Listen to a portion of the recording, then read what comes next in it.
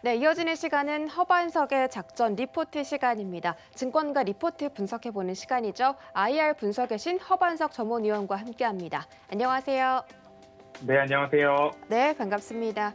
위원님 주말은 잘 보내셨어요? 네, 잘 보냈습니다. 네, 알겠습니다. 이번 주 월요일장이 다시 시작됐는데 과연 어떤 업종 리포트 분석일지 화면으로 바로 만나보시죠.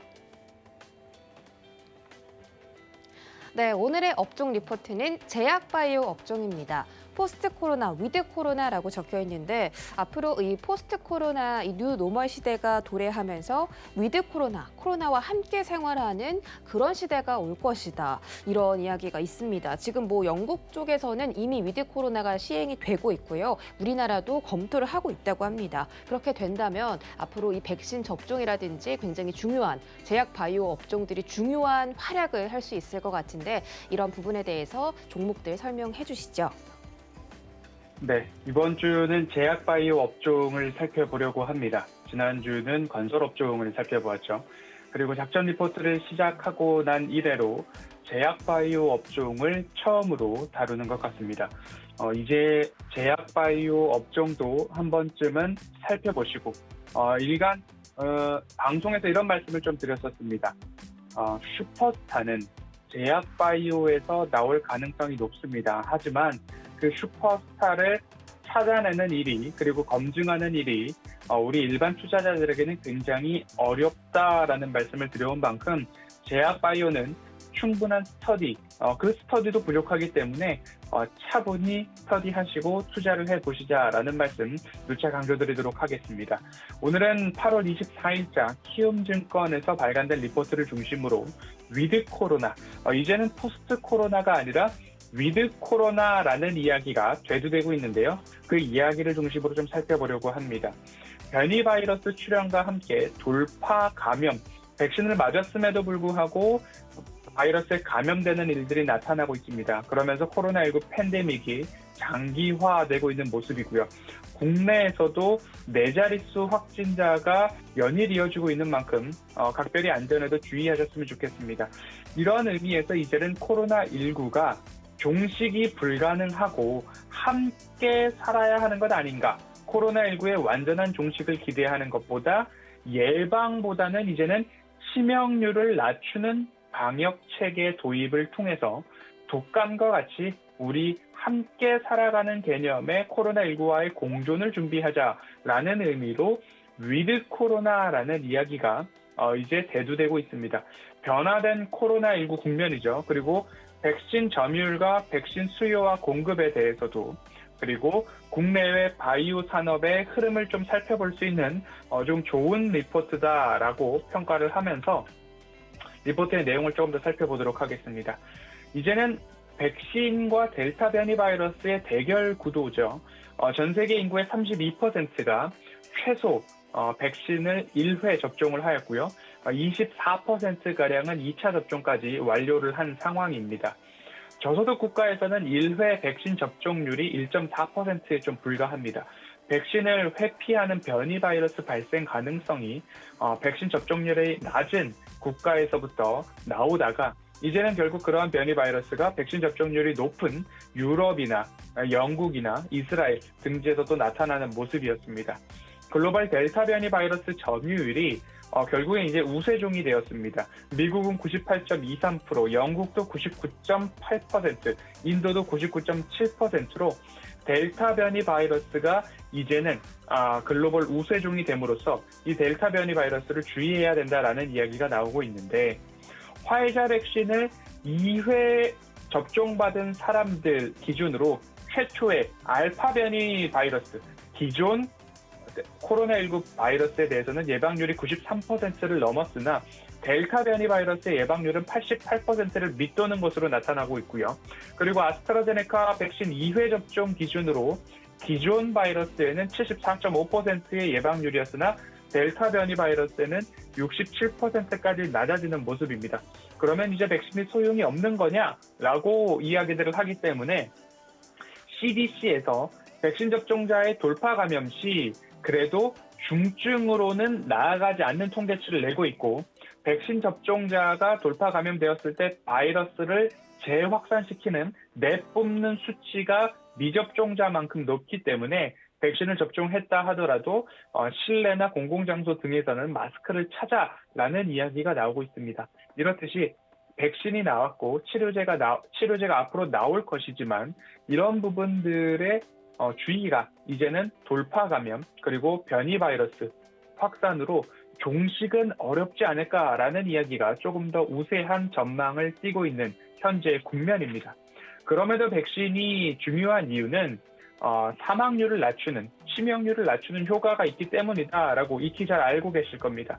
근본 4차 유행에서 과거 3차 유행 이후 사망률 및 치명률이 현저히 낮았다라는 통계치 접하셨을 겁니다. 백신 접종률이 높았던 영국, 미국, 이스라엘 등 사례를 보면 백신을 맞은 사람이 치명률, 사망에 이르는 숫자는 굉장히 미미했다. 1%가 채 되지 않았다라는 모습을 보인 반면 코로나 백신 바이러스 접종률이 낮았던 아프리카 등 빈민국 중심으로는 한 달간 사망자가 80% 이상 급증한 것을 보면 백신을 맞는 것이 당연히 낫겠다라는 모습 보이게 됩니다. 이렇듯이 전 세계적으로 백신 보급이 보편화될 경우 독감처럼 이제는 관리가 가능하지 않나라는 이야기가 나오면서 위드 코로나에 대한 이야기가 점점 더 확산되고 있는 모습입니다. 지금까지 백신을 보면 mRNA, 메신저 리보핵산 방식으로 화이자, 모더나가 있고 그리고 얀센 순으로 이제 좀 접종률이 나오고 있는데요. 접종률은 화이자 54%, 모더나 38%, 얀센 8%가 미국 내 백신 접종률이고요. 그리고 매출 추이를 본다면 화이자가 61%, 모더나 32%, 아스트라제네카 6%, 얀센 1% 순입니다. 화이자와 모더나 백신이 글로벌 코로나19 시장의 60% 이상을 차지하고 있고 백신 접종률이 최소 전 세계에서 1회 접종까지 나아가는 데는 올해와 내년까지 꾸준히 이러한 매출이 나올 것이다. 그리고 여기서 화이자와 모더나 쪽으로는 호재로 작용할 수 있는 부분이 부스터샷이 좀 고려되고 있죠. 부스터샷까지 고려한다면 시장에서의 앞으로 매출 증대는 22년 그 이후까지도 조금 일어나지 않을까라는 기대감들이 있습니다. 장황하게 이제 백신과 위드 코로나에 대한 이야기를 해왔습니다. 그러면 국내에서는 mRNA 플랫폼에 진출하고 있는 제약사들은 어디가 있을까를 살펴보면 셀트리온, 한미약품, 에스티팜, GC 녹십자 등이 있을 거고요. 그리고 이러한 백신 플랫폼 진출뿐만 아니라 CMO 기업들도 굉장히 주목을 해봐야 되겠죠. 삼성 바이오로직스는 모더나 생산에 대한 계약을 체결을 했고 얀센 백신을 이제 생산할 수 있다라는 보도, 설, 풍문이 녹십자에 나오고 있습니다. 오늘 아침 이제 해명 공시를 내면서 확정된 바 없다라는 이야기가 나오고 있는데요. 삼성 바이오로직스도 부인보다는 현재까지 확정된 바 없다라는 이야기를 하고 재차 계약 공시를 내었습니다.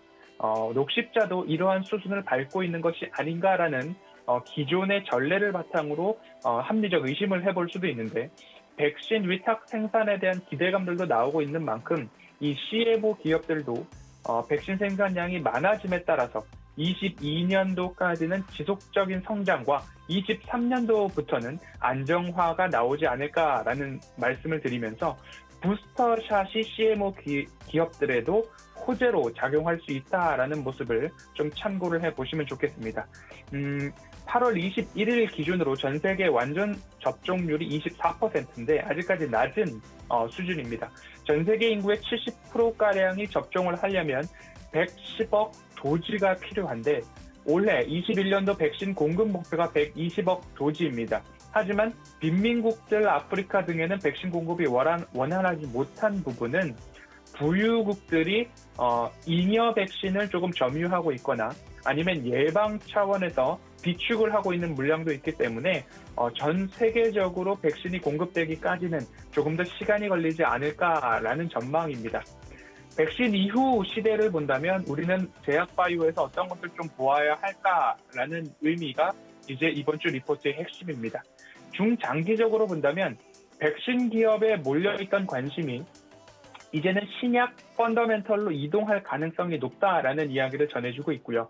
모더나와 바이오엔텍 등 주가 상승세도 이제는 점차 둔화되고 있는 모습이 조금 나오고 있습니다. 그렇기 때문에 코로나19로 확보된 풍부한 현금들이 어디로 재투자될 것인가에 한 가지 포인트를 맞춰보시면 좋을 것 같고요.